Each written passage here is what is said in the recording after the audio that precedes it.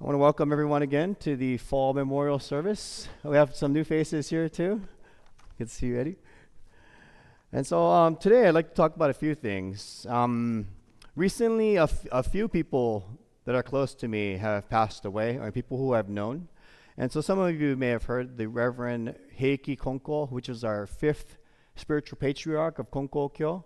And he passed away recently. And when I was in seminary school, in Okayama, Japan, I went to him for some advice one day. And one of the teachings he gave me was, because I was having some struggles in seminary school, like, because we're young, naive, we don't know what we're doing. And so I had a lot of frustrations. I was like, man, what am I doing here? But he told me, don't worry and don't rely on other people to help you solve your problems. He said, rely on Kami-sama. Don't rely on other people. Rely on yourself and also with Kami-sama. And so I always took that to heart. I always thought about like, am I relying too much on other people? But then Ayo-kakyo is an important part too, where we have to help each other out too. But I think he was talking about more the balance. The balance. Don't always rely on everybody else to help you solve your problems that you're going through yourself. It's a problem that you have within yourself and you and Kami-sama. And so to build this relationship, rely on Kami-sama. Don't rely on other people to help resolve these problems. And so I still remember that. And that was over 22 years ago. That was a while ago.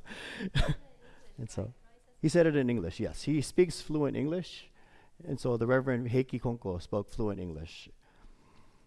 And then another person who passed away recently was the Konko Mission of Hilo, the head minister of Konko Mission of Hilo. Her name was Yoshie Nagai Sensei. And what's interesting is that we just saw her. My wife and I just met her in January, this past January. And she passed away recently, about a month ago now, almost a month ago now. And so she's the sweetest person.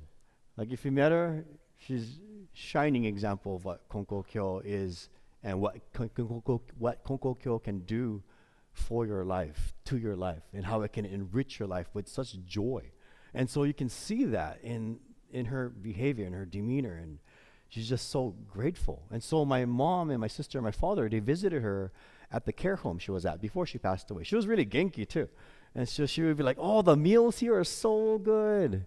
All the people here are so nice. And all the staff loved her as well.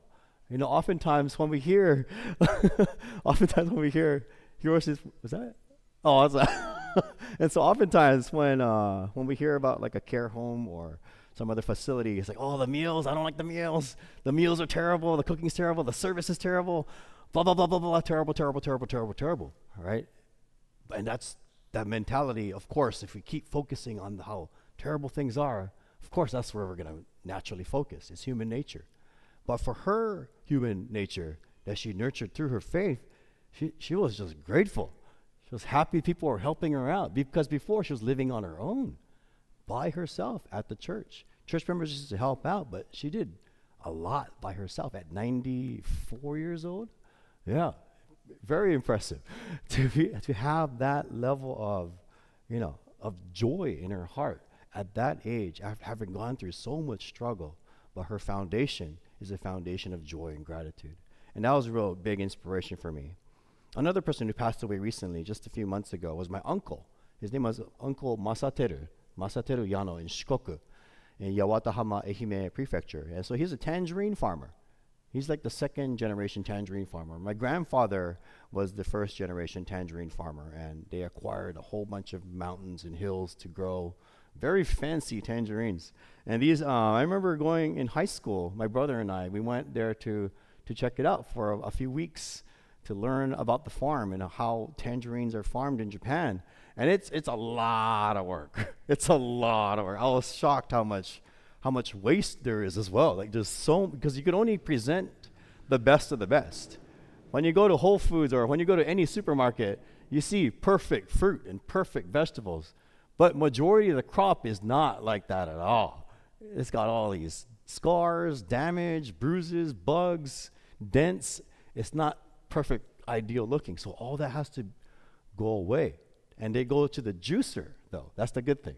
So there's this really good juice in Shikoku called Pom, P-O-M. And it's delicious, highly recommended. They have all kinds of mikan flavored things. And that's all made from the surplus, the extra, things that cannot be sold, not the perfect looking ones.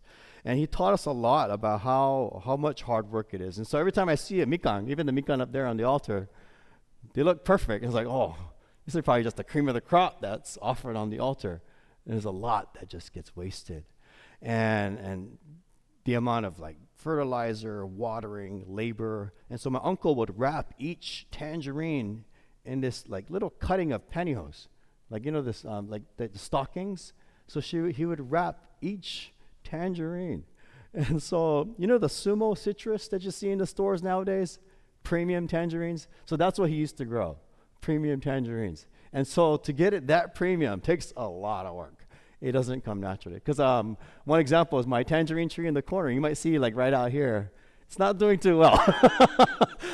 I put new soil, fertilizer. I prune it. I even thin it out so that it's one tangerine per branch. And still, it's like these mini, not so sweet, kind of dry. Like, what's going on? I thought it'd be easy, but it's not. It takes a lot of tender love and care. And that's something I learned from him as well. And recently in Kendo, so I do Kendo, which is a Japanese sword fighting martial art. And within Kendo, there's a lot of analogies that they speak of, or a lot of phrases they speak of. And it's analogous to faith and religion as well. And so one of these things that they spoke about recently for the past month was something called Ichigan, Nisoku, Santan, and Shiriki. And so what that means is Ichigan. Ichi means one. Gan means eyes. So the first step is your eyes. The second step is your feet, your footwork. The third step, santan, is your core, your mind. And the fourth is your strength and power. And it has to go in that order. It's analogous to faith as well, which is really interesting. Because recently I saw this Konko Kyo speech contest called Kyo One. Yeah, it's a Japanese speech contest, a sermon contest. It's online. And one of the ministers spoke about opportunities, and seeing that opportunity. And it relates to Ichigan, or that first step of seeing. And so if we don't see the opportunity, we won't even notice it. We won't even recognize it. We won't even do anything about it because we don't even see it. And so even in our Kendo matches, if we don't see the opening, it passes us by. In a split second, it's gone. Because that's all you get is a split second. And so it's about training that eye to see. That's why the elite athletes can see that ball moving 100 miles per hour and they could hit it. Because their eyes are so finely tuned to see that opportunity. And that's why they're elite in the Olympics. And so in our faith too, it's about how do we increase our being able to observe, our being able to see these opportunities that we're presented with all the time. And so one example was like when we went to the cemetery, on the way back home from the cemetery, I saw this giant piece of cardboard. I saw it. I saw it. I was like, should I pick it up? I was like, maybe the wind might pick it up and throw it into the trash can. And so I passed right by it. And then Dale comes in with the cardboard. I was like, I should have picked it up. And so, because she saw the opportunity to do something about it. I saw it, but it just went, I didn't take action on it. And that's where it goes into number 2, the feet, nisoku, your action. Are you moving? Are you doing work? Are you taking some kind of action or kodo to take action on what you saw? And Dale did just that. She saw the trash. She picked it up, brought it to the trash can. And so it's like, it's connected. What are the actions are we doing after we see? It's just like with the baseball player, right? Like when they see the ball coming, they see it, they could take the action to not swing or swing at all, and they could miss, but at least you're taking the action. The better you get, the action gets better, and you'll hit the target more and more and more and more. And so it goes back to this faith practice again. The faith practice of observing again our opportunities that we're presented with and the actions we take after we see these opportunities. The third part, santan, or the core. And so the tanden is our mid-core section. And it's really important in a lot of sports, but it's also important in in a religious spiritual sense too, because it's about the strength of the mind and the core of the mind. It's having an unshakable spirit.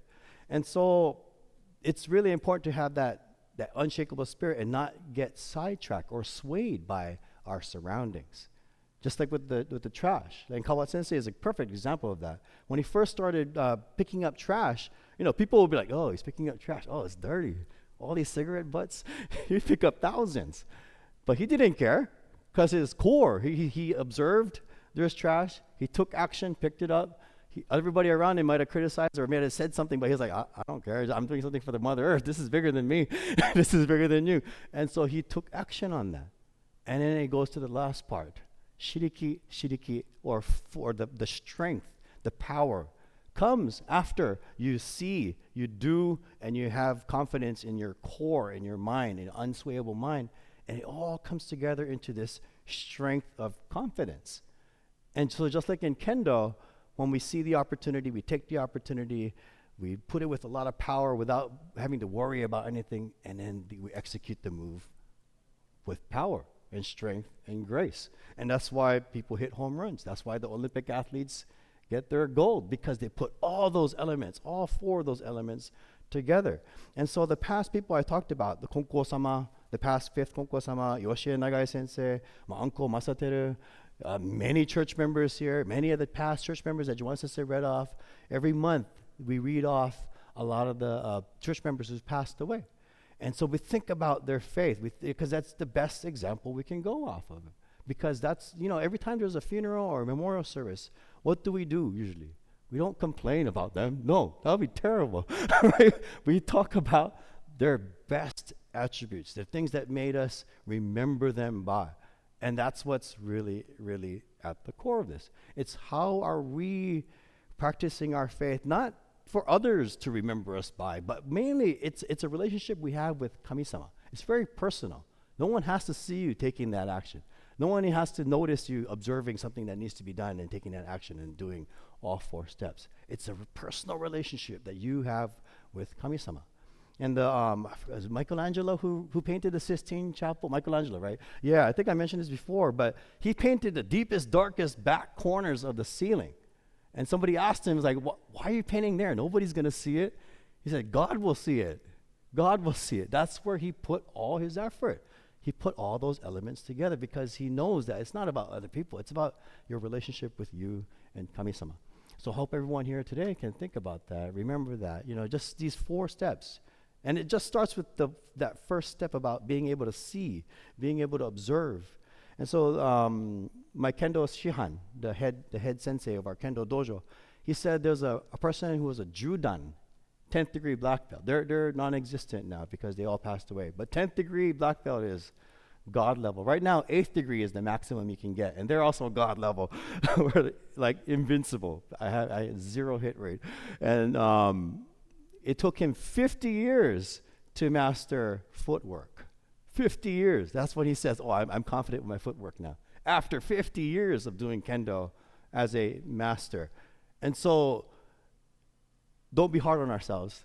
Don't be hard on myself either. It's like, oh man, I missed the mark. Oh, I missed this, I missed that. That as long as you're trying, as long as you're doing something about it to improve, and that's what's most important. Just think about seeing, doing, having that confidence, and it'll all come together in the end with those 4 steps. Thank you so much.